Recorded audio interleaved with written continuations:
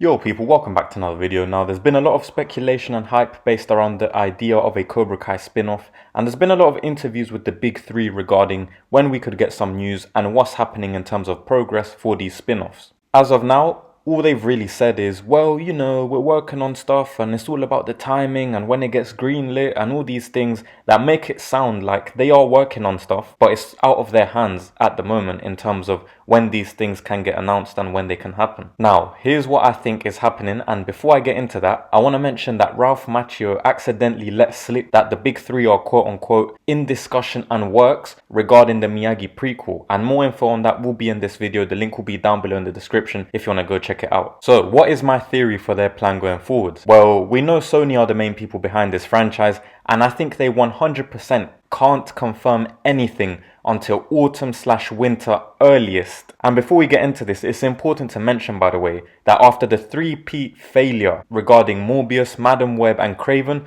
Sony announced that the Spider-Man universe that they did is finished. There's no more content coming out for that. And if they were smart, they'd focus more on Miyagi-verse and Karate Kid stuff, Cobra Kai stuff, all of that stuff. What I think Sony are doing, because they've got this bad record of releasing movies, I think they want to see how the Karate Kid Legends film does at the box office before they actually can even speak to the big three about their next plan. I think Sony is obviously prioritizing the films and making sure that those are a success because those are the ones that make the most money. I believe that if the first movie does well, then they'll do a sequel and then they'll do a third one to end it with a trilogy, if it all goes well. Now, I assume they have a roadmap of estimates in terms of what could happen across the three films already and how much time takes place storyline wise between each film. Obviously, fan feedback and things like that could change their original scripts and plans for these storylines if they get to do their other films like they want to. And also, I guess they want to see how Karate Kid Legends marinates, which is why I said I don't think we'll get anything until autumn/winter earliest. Now, I'll give you a if it goes well scenario and if it goes bad scenario. If it goes well, I believe we will see the trilogy of Karate Kid films with Lee as the main character.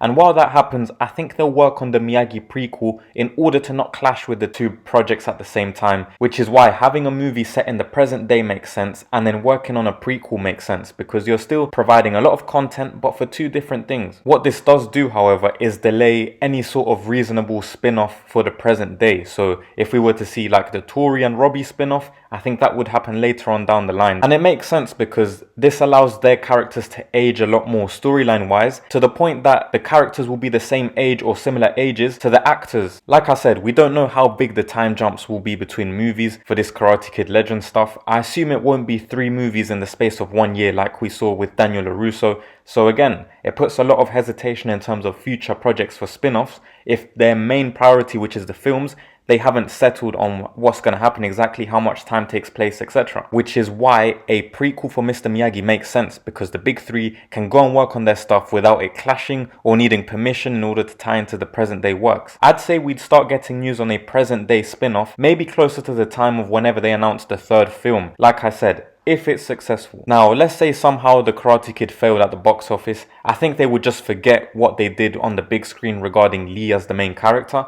and they'd probably give more control to the big three to start their projects. Who knows, maybe Sony might even let them direct a movie instead of a show, or give them a movie and a show. Kinda like Star Wars is doing with Dave Filoni. However, I think Sony would favour pushing out one of these present day spin-offs a lot sooner than when I mentioned if it all goes well. I think they'd want to use one of these spin-offs and see it as a sort of replacement for what would have been a sequel for Karate Kid Legends if it didn't go well. They can obviously still work on the Miyagi prequel. I'm not saying that would get delayed or anything, but I think Sony would also demand a Cobra Kai present day spin-off to cover for the failure of Karate Kid Legends, hypothetically. So instead of a Karate Kid Legends sequel and the Miyagi prequel, they could do the Cobra Kai spin-off, whether it's Robby, Hawk, Miguel, Sam, whoever they want to do it based on. They can do that, push it maybe even as a movie, and then do the Miyagi prequel. So I think it all just is down to how well the film does financially, which I think it will do well. It might hit 600 million, 700 million. But yeah, as always, let me know your thoughts down below in the comments. What show would you like to see? Whether it's a prequel, whether it's a present day spin-off, what do you think they'll end up doing? Do you think Karate Kid Legends will do good at the box office? Let me know all of that down below. I'd appreciate if you could hit the like button, sub to the channel, and thank you for your time.